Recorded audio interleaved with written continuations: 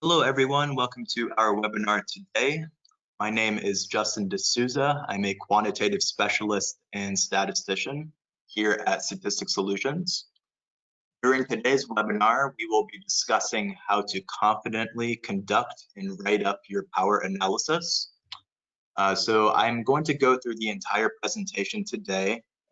And if you have any questions, please type those into the chat box. And I have a colleague, Melissa, who will be assisting with answering questions during the webinar. And if we have time at the end, I will cycle back and answer any additional questions.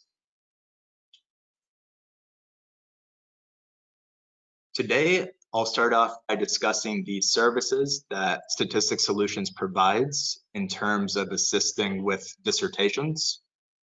Then we will dive into today's topic, in which I'll provide an explanation for power analyses. I will then provide a demo in both Intellectus statistics and GPower, and we will conclude with a summary. Statistical Solutions provides assistance with every part of the dissertation process, starting with topic development and moving forward all the way to the final defense and discussion chapter. The way our company works is we assign a methodologist to you and we'll assign a literature review specialist to you. So depending on where you need the most assistance, you may receive one specialist or two specialists. We assist with both quantitative and qualitative research. So as I said, we start with the topic development stage. If you need help framing your study, trying to find a gap in the literature, developing research questions and hypotheses. We assist with the topic development, moving forward to the prospectus or concept papers. We assist with the proposal chapters, which includes typically the introduction, literature review, and methodology. We assist with IRB forms, data entry templates. We have our own SurveyMonkey account in which we can host an online survey for you. We assist with both quantitative and qualitative results chapters. We assist with the discussion chapter and PowerPoints for both proposal and final defenses. And perhaps once you've finished your project, you can look into condensing your paper and submitting it to a journal publication.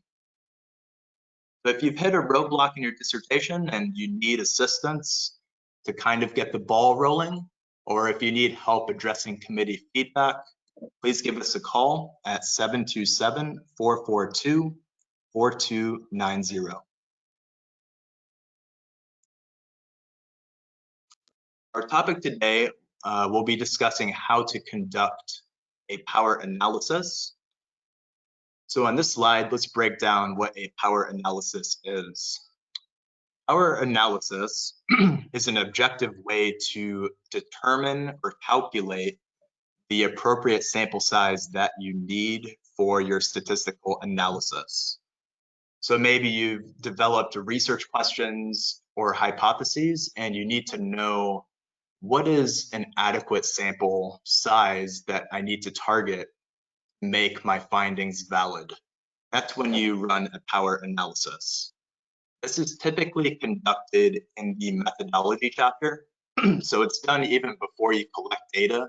It's important you have an estimate for how many people you're going to need ideally, even before you start the data collection process. The power analysis and the sample size that is generated is based on 4 components. It's based on the type of analysis that you're conducting, based on the expected or hypothesized effect size, the significance or alpha level, and the power level. There are both a priori and post hoc power analyses. An a priori power analysis is used in the methodology phase when you're trying to determine the sample size necessary for your results or your data collection. A post hoc power analysis is conducted after you've collected the data and you've run your analyses. and you're trying to determine the power, the achieved power, or the strength of the findings for your study. The most popular software package that's available that I see students using today is GPower. This is a free software. I will give a demonstration of this later in the presentation. So GPower is a software that can generate a power analysis, both a priori and post hoc. I will also show you our own company software, Intellectus Statistics, which is an alternative method for conducting a power analysis, and it will provide an APA write-up that you can put into your methodology chapter. Why is the sample size so important when you're conducting quantitative research? Well, the ability to find statistically significant results is highly dependent on your sample size. The larger your sample size is, the greater chance you have of finding significant results. Whereas the lower your sample size, the lower chance you have of obtaining significant results. Therefore, when you increase your sample size, you're actually increasing the sensitivity of your statistical test.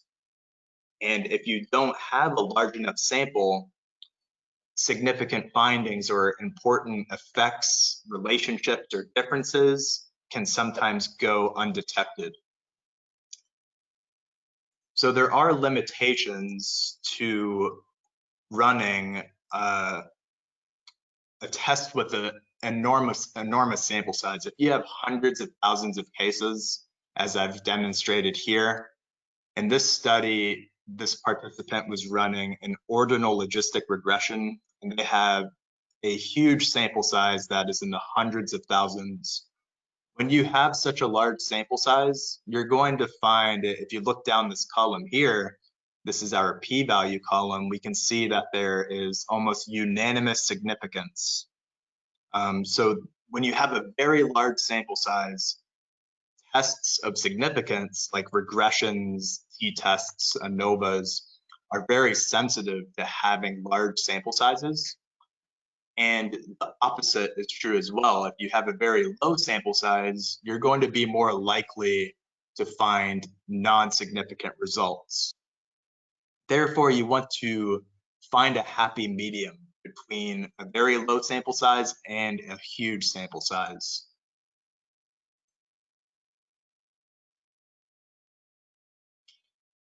One of the components we discussed for generating a power analysis is the statistical power. Statistical power is the probability of finding a statistically significant effect in your sample if the effect actually exists in the population. So the power, the conventional calculation is 1 minus the type 2 error rate. The type 2 error rate is the probability of failing to detect an effect that actually exists, which is like a false negative result. In the social sciences and psychology and business, if you're working on a dissertation or paper in those fields, you'll very frequently see a power of 0.8 is used. This is the convention today among statisticians. And what that 0.8 means, it's really a percentage. If you move that decimal over right twice, that means we have at least an 80% chance of finding a significant result if that effect or difference does in fact exist. So on this slide, I've provided a couple links, and I should mention that everyone will receive a copy of the presentation today. We will be sending a copy of the presentation following the webinar. So on this slide, we have a couple links for the GPower software. So let me show you what that provides. So as I come here, this is the first link that I provided, which is to the GPower software, which is 100% free. As you scroll down about halfway, you'll see the download link right here. You can download GPower into Windows or for Mac. And the second link I provided is to the GPower manual. So the GPower manual will provide examples and explanations for running your power analyses for your methodology chapter. And they'll show actually both a priori and post hoc power analyses. So you can look at it from the methodology standpoint as to how many participants do I need to collect, and the results post hoc step, or what is your achieved power for your analysis. Okay, you can check that out. We have a couple links there. The alternative to GPower is using Intellectus Statistics, which is our company software. We have a built-in power analysis tool that will provide sample size write-ups based on what analysis you are conducting. So I will now provide a demonstration on GPower for how to conduct a power analysis. So this is what GPower looks like when you open it up, and you'll see a series of test families. So you've probably, at this step, before you even download it, you need to know what analysis you're running.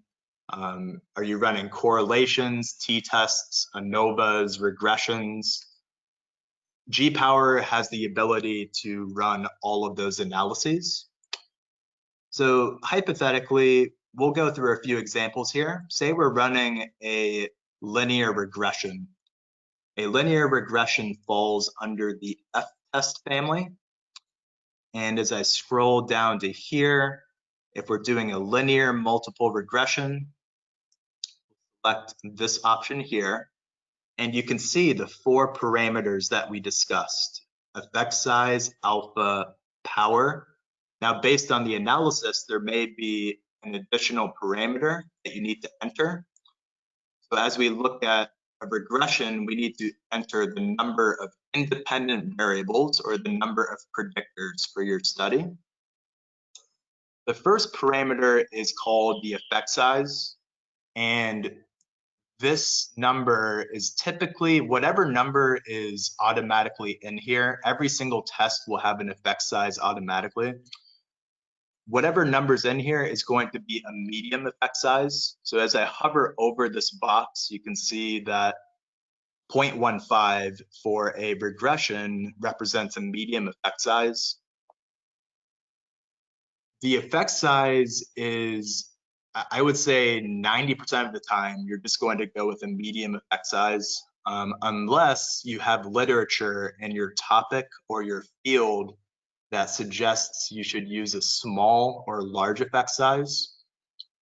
So if you have specific literature articles that say you should hypothesize a small relationship, or you should hypothesize a large relationship, you should use these different parameters instead, 0.02 and 0.35. However, for a medium effect size, this is just the general base to use if there is no literature to tell you what effect size to use. The next box is the alpha level. So this is telling you the level of significance. What is the p-value? What does the p-value need to be lower than to judge a significant result? So in the social sciences for 50 years plus, it's been 0.05. That doesn't need to change. There are rare instances where you can change it. If you're doing a Bonferroni correction, potentially, where you run multiple of the same analyses, you may need to reduce this alpha level. The power, as I mentioned, is 0.8 in the social sciences today. And then based on what analysis you're running, you need to adjust this final box. So hypothetically, say we're looking at 4 predictor variables in this regression. I click calculate, and I can see that the total sample size necessary is 85 participants. So that's what you need to shoot for. Ideally, you want to aim for 85 participants when you collect your data. Having less than that, it happens. It happens a lot. It's just a good benchmark to shoot for. You want to aim for 85 because that gives you the most strength to justify your findings when you run your analysis. Having a lower sample size will reduce your power when you run your analysis. So it's a good benchmark to shoot for. Obviously, right now with COVID, it's difficult. I've seen a lot of studies struggle to get a large sample size, and that's a limitation that we all have to deal with. And when you get to your discussion chapter, your final chapter, you can consider that a limitation for the study, is that due to extraneous circumstances, a large enough sample size could not be obtained. Okay, so this is GPower.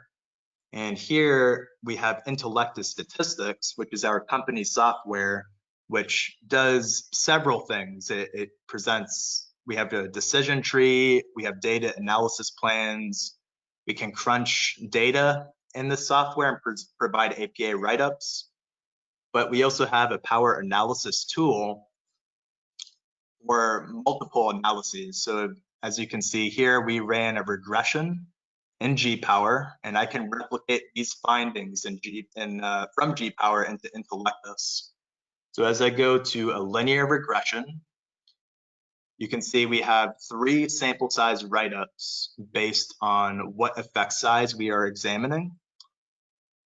And at the top left here, we can adjust how many predictors we want. So I indicated 4 predictors, and we had a medium effect size. So this generated 85 participants as the minimum, which is exactly what we got in GPower as well. So it's a quick way to present an APA write-up along with a reference. This software uses GPower to replicate the findings, and we provided a citation at the bottom here that you can add to your paper. Okay, so another common test that's used would be a Ttest.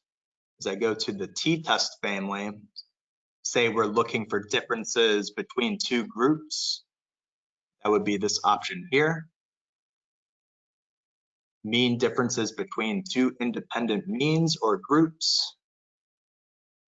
This option has a few more parameters because you need to first decide, are you doing a OneTail test or a TwoTail test? A OneTail test means that you've hypothesized one group is going to be bigger than the other in terms of mean scores. A TwoTail test means that we are not hypothesizing one group is going to do better. I'll provide an example here. Say we're giving a survey and we want to measure, is job satisfaction higher between males and females? If you're doing a two-tail test, that means you're not hypothesizing that males or females are going to have higher job satisfaction. You're just anticipating a difference between those 2 groups. A one-tail test means that perhaps we're hypothesizing that males will have a higher job satisfaction than females. So it just means that we have a hypothesis that one group is going to do better. Generally, I see two-tail tests done. We're not looking for a specific difference. We're looking for a general difference. The effect size here is it's a medium effect size automatically. So this is not something you ever need to adjust unless you have literature to say use a small or large effect size. Alpha, we don't adjust. Power is the one thing you need to adjust the 0.80.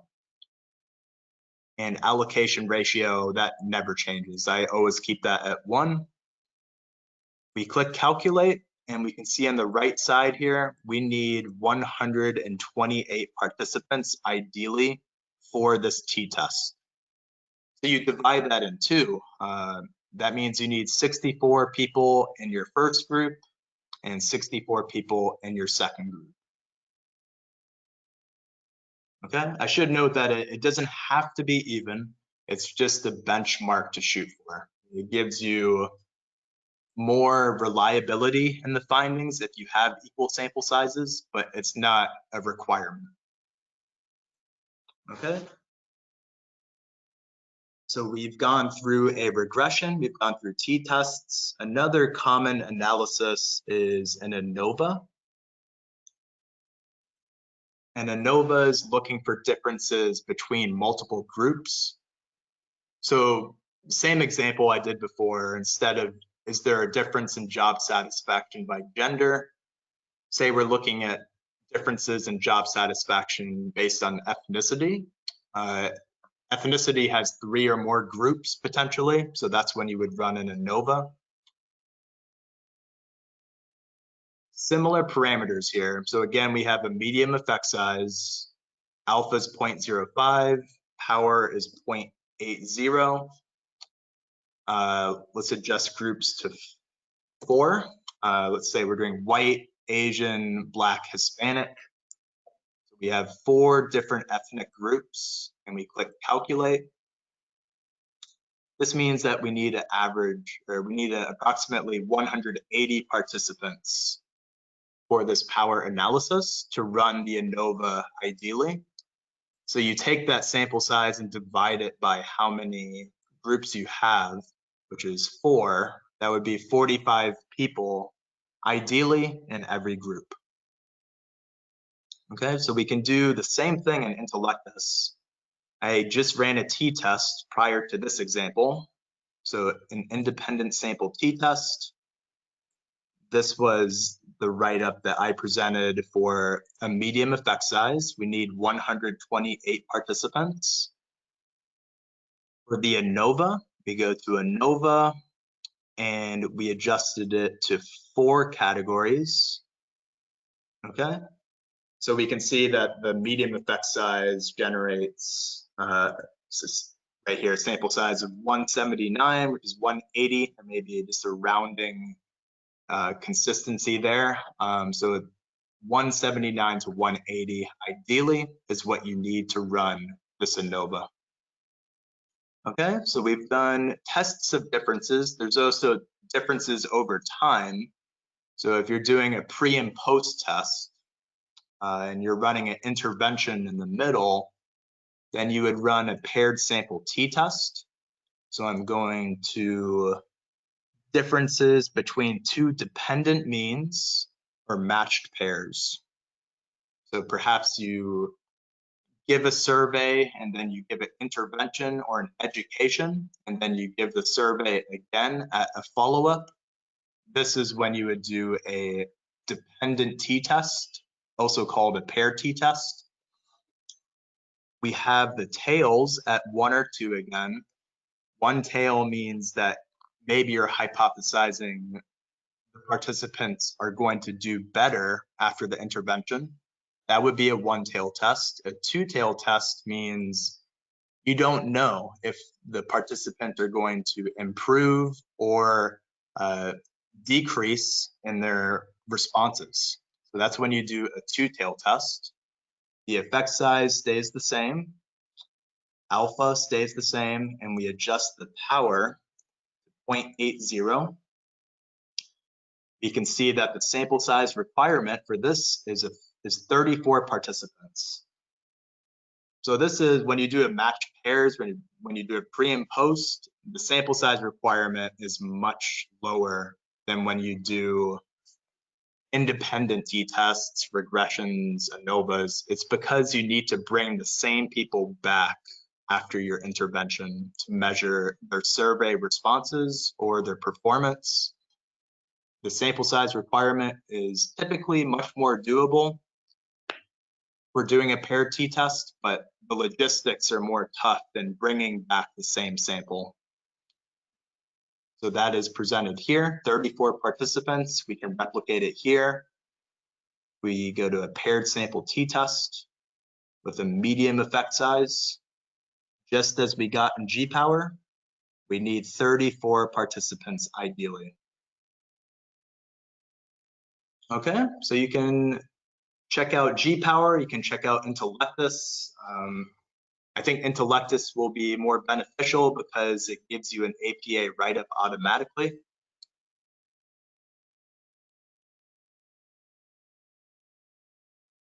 Coming back to our presentation. In summary, power analysis is used to calculate the minimum sample size necessary for a statistical analysis.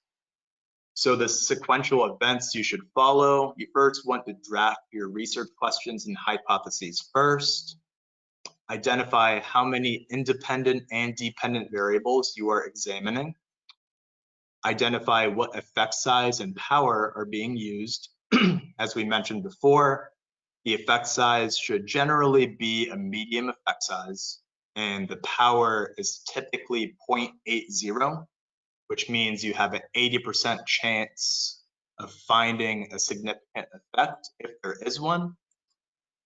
And once you have all those parameters and you figured out what analyses you're running, you can calculate the minimum sample size requirement for your research using GPower or using Intellectus statistics.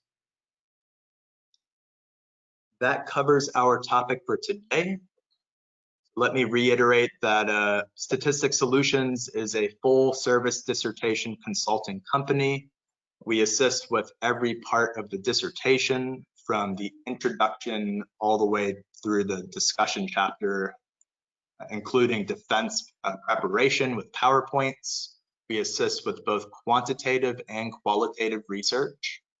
We will assign a methodologist to you and a literature review specialist, so they can help guide you through the process, follow your school's template, address committee feedback, and help you determine what analyses maybe you need to run, maybe you need to rephrase your research questions, and we can help crunch those numbers and provide an APA write-up for you in a results chapter.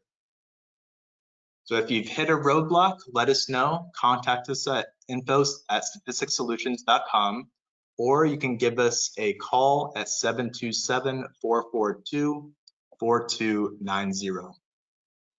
I will now open up the panel to questions. So if you have any questions, please type them into the chat box.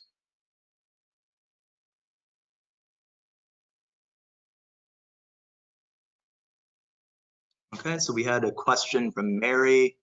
Do I need a power analysis for descriptive statistics? No, you do not need a power analysis for running descriptive statistics like frequencies and percentages or means and standard deviations.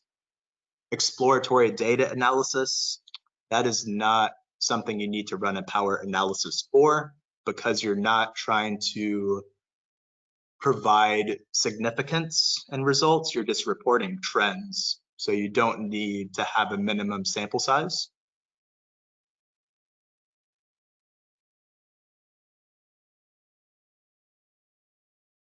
Okay, question from Jonathan. How do we account for power if one of our 4 groups does not meet the minimum requirement for participation? So if we only had feedback from 10 Asian people and 40 for the 3 other ethnicities, that's just a limitation if it's heavily weighted one way. If the data's already been collected, I think there are 2 ways to go about it. Maybe you have a large sample size, hundreds and hundreds of people. You can potentially even out the sample sizes if you're able to.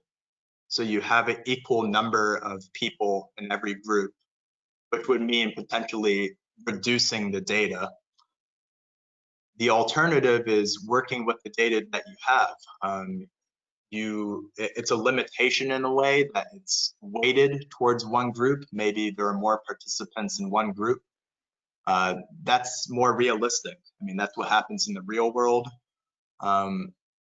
Potentially what you want to do is link your population size. So we're looking at ethnicity.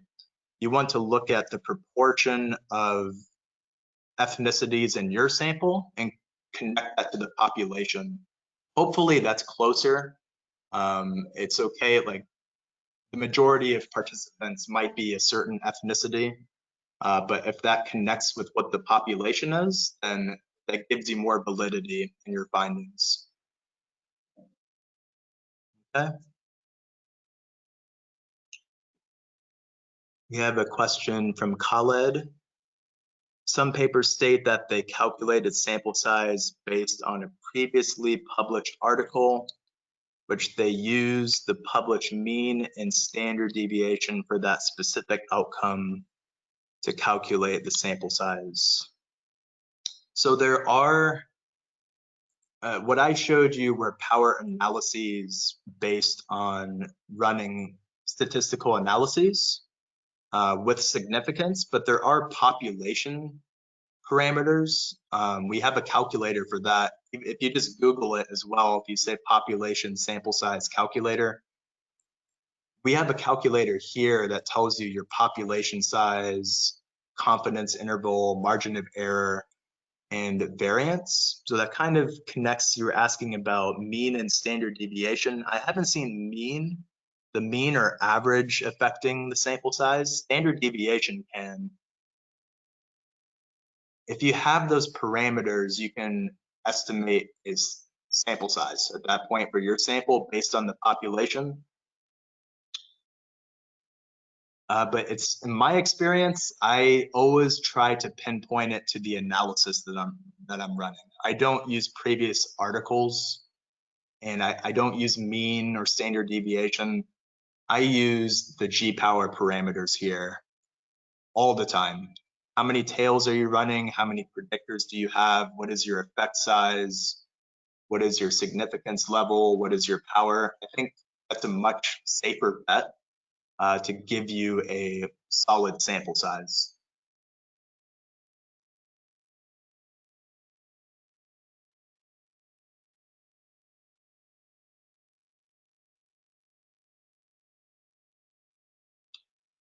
Thank you for the positive feedback.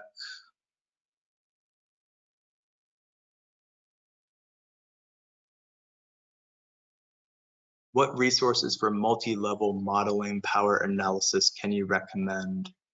I actually don't know any off the top of my head. It's not an analysis I run very often, but that does fall into the regression family. So potentially you can look at how many predictors you have. I think that could still work if you know how many predictors you have and base your multi-level modeling based on a regression. That could still work potentially. But I don't know any references specifically. I know multi-level modeling is not part of GPower. So it would be potentially a rule of thumb based on how many predictors you have, how many levels you have. And there's a calculator for that, I'm sure. But there isn't a power analysis through GPower to run a multi-level modeling power. So unfortunately, I don't have a resource for that.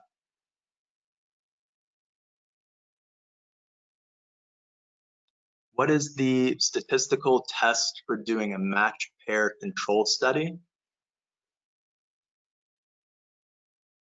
Okay, Penelope, you asked, what is the statistical test for doing a match pair control study? Am I assuming with the control study, you don't have treatment and control groups, you just have one overarching group? If that is the case, then you would do a paired sample t-test, which is something I showed. You go to t-tests, and then you go to differences between two dependent means. And it needs to be a priori. That will tell you you need 34 participants. If you're doing a treatment and control group, then you would probably need to do a mixed model ANOVA. So you would come to F-tests, and let's see. Yes, this is the one. So F-tests, and you need to do a repeated measures ANOVA with a within between interaction. So this is assuming that you have treatment and control groups. You can have more than two groups. You could have treatment control and treatment 2 if you wanted.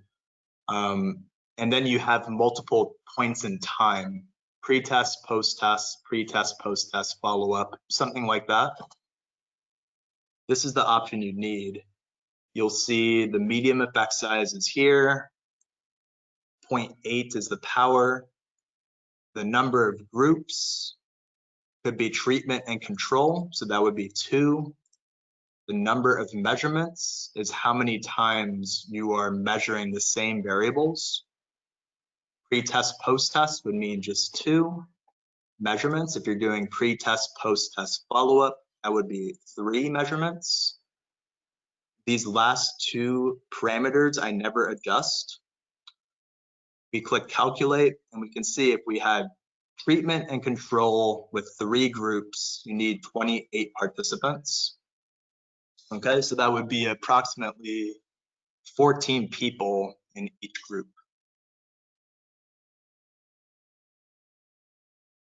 Okay, I'm sorry, I'm not really familiar with the match pair control verbiage. Let me know if I answered your question.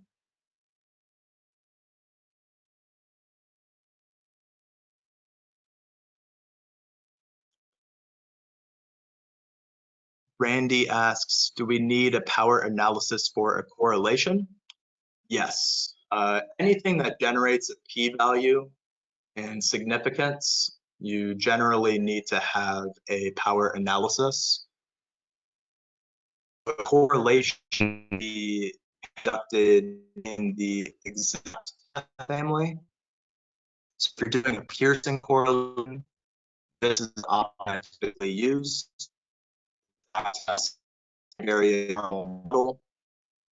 They are running a T-test, or I'm sorry, Ttest, meaning not what direction correlation's going.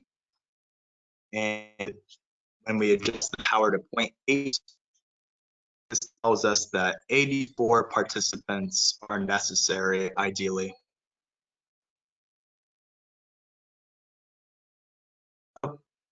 I think I might have broken out there with the Wi-Fi. So I was running a correlation here, and with a TwoTail test, we generated an 8 people, ideally. So yeah, to answer your question,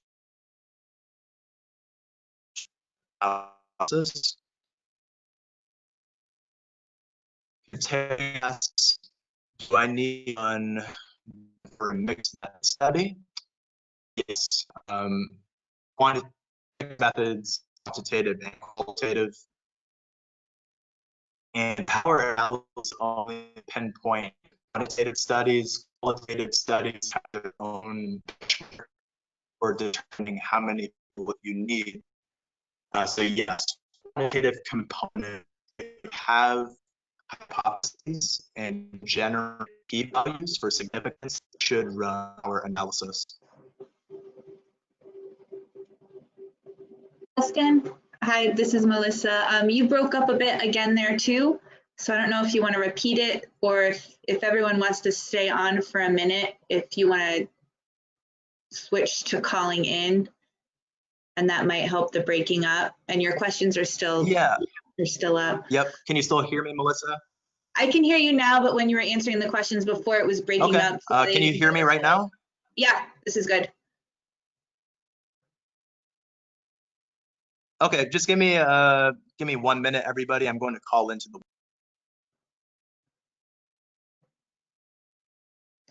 And while he's doing that, you all can keep entering your questions into the chat. If he, for some reason, doesn't get to the question or I can't answer them in the chat, we'll look over them and we'll email you too. Also, we've had a lot of questions about if you're going to get a copy of the webinar. So tomorrow we will send you an email with a recording of this webinar and the PowerPoint slides.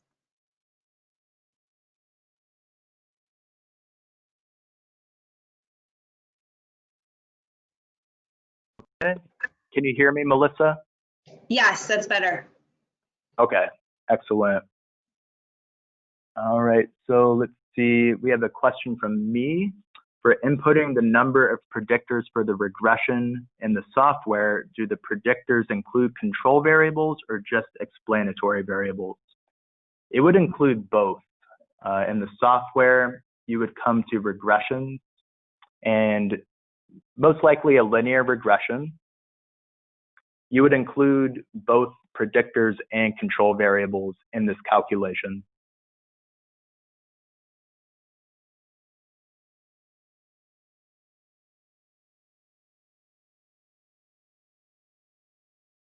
Thanks for the feedback, Kathleen.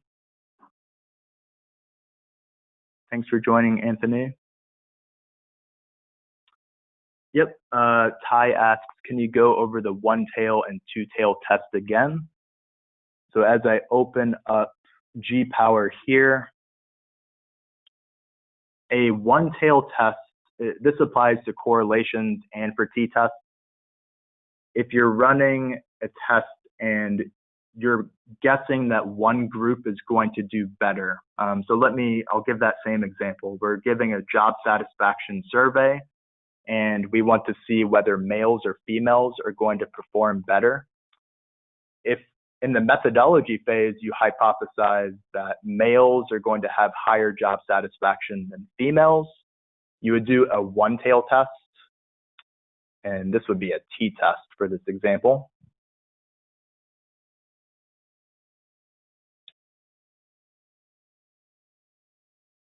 Okay, so an independent Ttest, this would be a OneTail test, and we'll click calculate. We can see here you need 102 people, but if in the same example you're not hypothesizing that one group will do better, you're just anticipating there's going to be a difference between the two groups, that's when you do a TwoTail test. The TwoTail test will have a larger sample size requirement. A OneTail test means you anticipate one group is going to perform better than the other.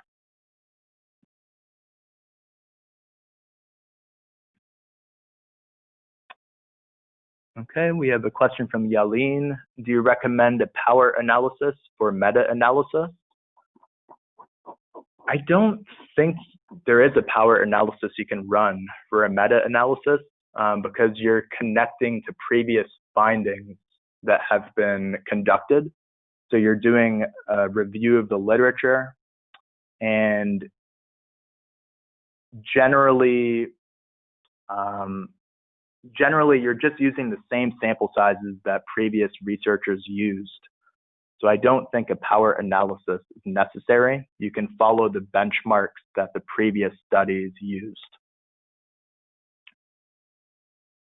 Aziz asks, can I use GPower in quantitative data or only it's used in quantity data? I think I might need more clarification on the question, Aziz. But it's only a GPower analysis is used only when you're running quantitative statistics and you're looking at significance. So you need to have a hypothesis that there's going to be a difference between groups. There's going to be a relationship that's significant. You need to have a hypothesis that you can generate a p-value. That's when you do a power analysis.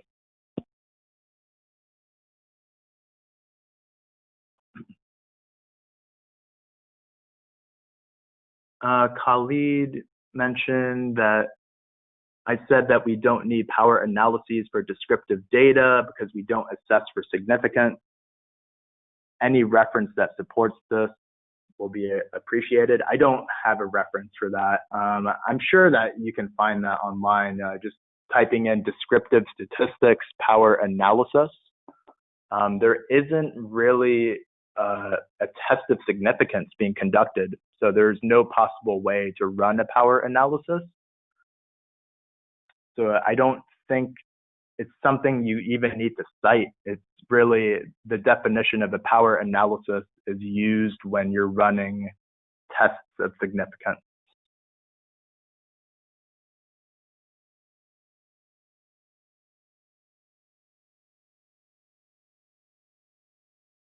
What resources, this is a question from Jenny, what resources can you point us to help interpret non-parametric test results? I would say Statistics Layered is a good resource for that. I'll put that into the chat box. I'll reply to you. I'll put it in the chat box so everyone can see it. So if you Google the specific term that you're looking for, maybe a Wilcoxon signed rank test or a Mann-Whitney U-test, just type that into Google and Statistics Layered, and they will provide an example of interpretation.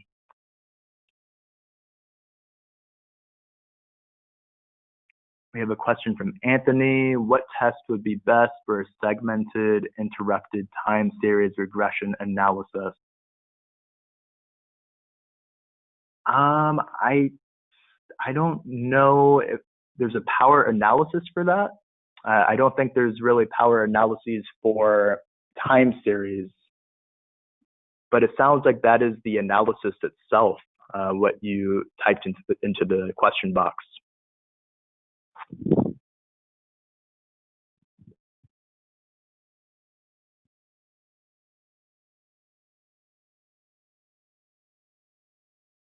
So we have a question from Ginger. I'm not sure I understand the last question. Was she asking how to deal with an unequal number in each group? That was a question. That was one of the first questions I answered. So yeah, the two ways to deal with that are, one, if you have a very large sample size, you would remove data so you have equal sample sizes between all four of your groups potentially. And the alternative is to run the analysis as it is. Unequal numbers are okay. It's just when you run a power analysis, ideally you have equal sample sizes, but that's in a perfect world and that doesn't always happen. So you run the analysis as it is, and it's a limitation when you get to your interpretation that there isn't an equal number of people in every group.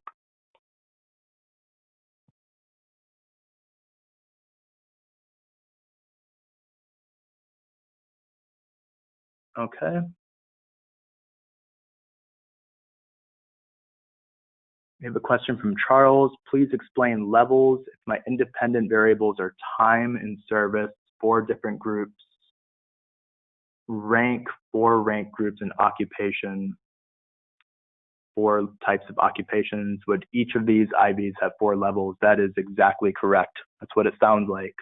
So the levels are taking your independent variable and branching it out into how many groups you have. So each of those groups are a level. Sounds like you have that completely correct. 4 levels.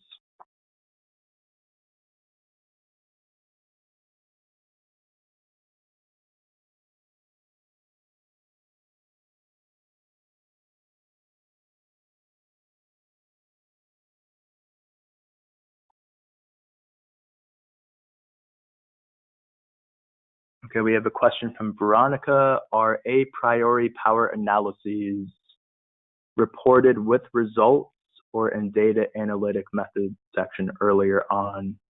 Alternatively, what other common reported information does this go with? The a priori power analysis is almost always going to be in your methodology chapter. So it will go, the best section for it is when you're discussing your population and your sample. So when you're talking about specifically what is your population, what is the sample, what are the inclusion, exclusion criteria. In a separate paragraph in that section, you can write up your power analysis.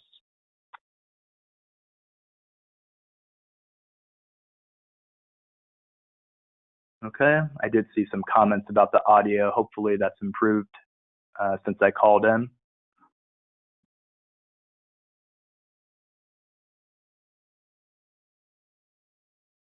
Thanks for the feedback.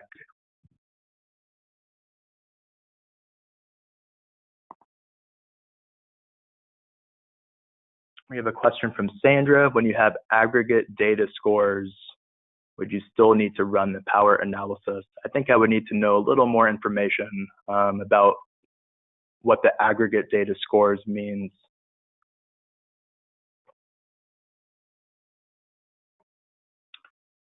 We have a question from Ty. Do you include the power analysis in your dissertation?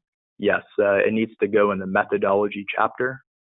So if you can still see my screen, I'm not sure if that is still showing with the spotty Wi-Fi, but you would put this section verbatim in your methodology when you talk about your sample size.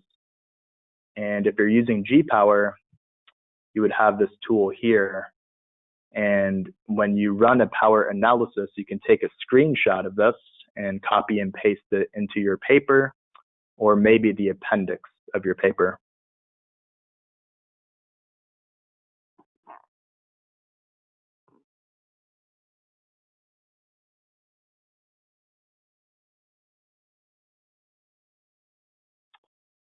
We have a question from Charles. I'm running an ANOVA with the GPower option. What is the best GPower option for 3 IVs with multiple levels in each IV? I think the best option for that is under Ttest, and I would use the fixed effects one here. Yeah, so I think this is the best option for you. So there are multiple ways to do this. You can run a power analysis per independent variable. So you have 4 every time, 4 groups. So the number of groups could be 4 if you're examining 1 variable, and the numerator degrees of freedom has to do with how many groups there are minus 1. So that would be 3 in this example. So you would need 179 ideally. But you can also calculate it for the interaction effect. So I think you mentioned you have 3 IVs, they're all 4 levels.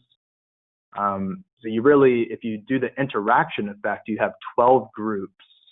And this is getting a little complicated, but numerator degrees of freedom is calculated for the interaction effect by how many groups you have minus 1 times the next variable you have minus 1. So in your example, it would be 4 minus 1, which is 3, times 3 times 3. So that would be 27 here. So if you're looking at the interaction effect, like how do all 3 variables work together, your sample size estimate is 397 for that example.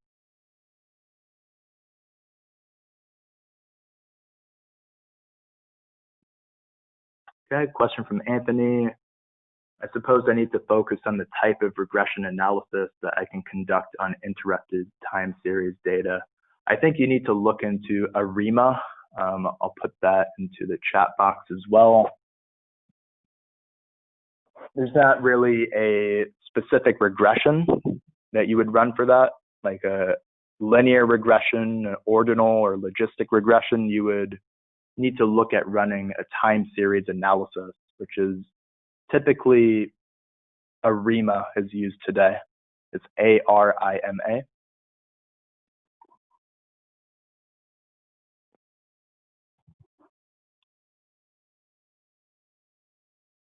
Okay, we have a question from Sandra. There are percentages of students. Okay, so I think this was about the aggregate data. There are percentages of students who score proficient. There are over 1,000 student samples, but the scores are combined by grade. The data is over different periods of time, but the proficiency of the scores are combined. So it sounds like you have 1,000 students plus. I don't think, no matter what analysis you're running, you're probably in great shape. So you run the power analysis again on what analysis you're proposing. It doesn't really matter what the aggregate data is or what the archival data is. You run the power analysis based on what relationships you're proposing in your methodology.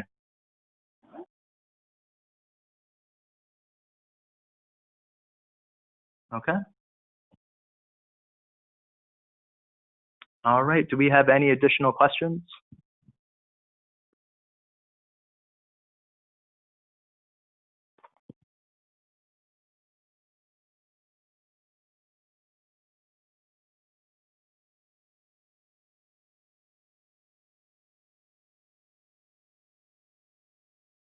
Okay.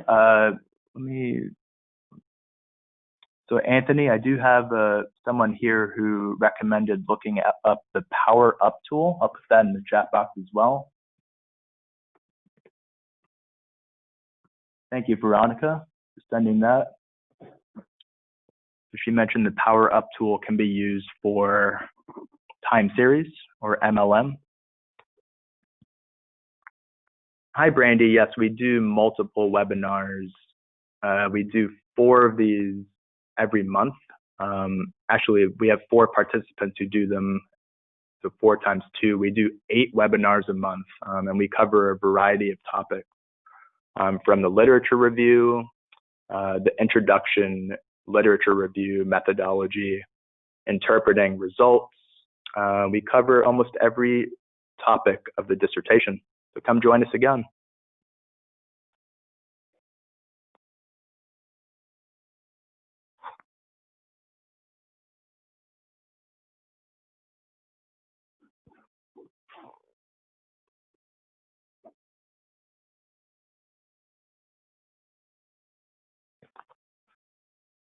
Okay, I'm just going to leave this slide up. If you have any questions, if you've hit a roadblock in your dissertation, again, give us a call at 727-442-4290, or you can email at us to get scheduled at info@statisticsolutions.com. If you have any additional questions, please type them into the chat box.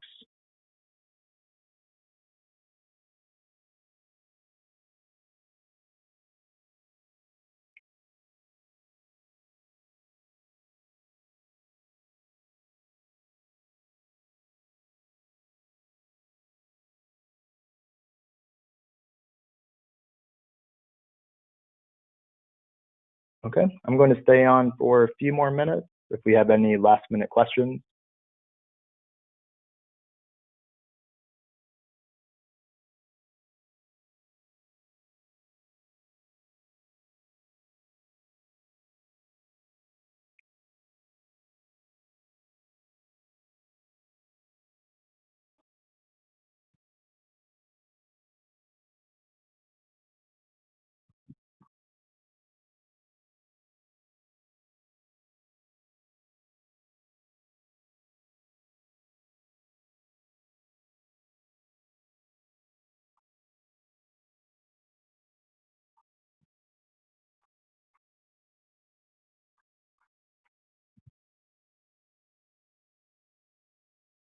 Do we have any additional questions?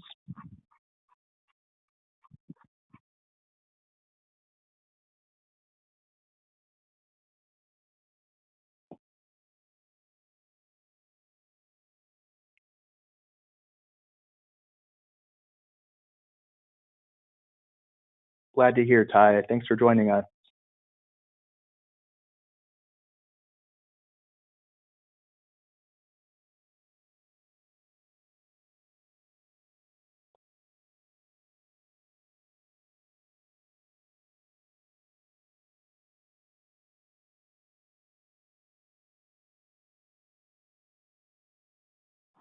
All right, everyone.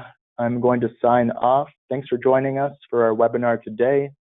As I said, we do 8 of these every month, so maybe there's a different topic that you're interested in. You can check those out. You can also view our previous webinars. I know Melissa provided that link in the chat box. Come join us again, and if you have any questions, please reach out to statisticsolutions.com. Have a great evening.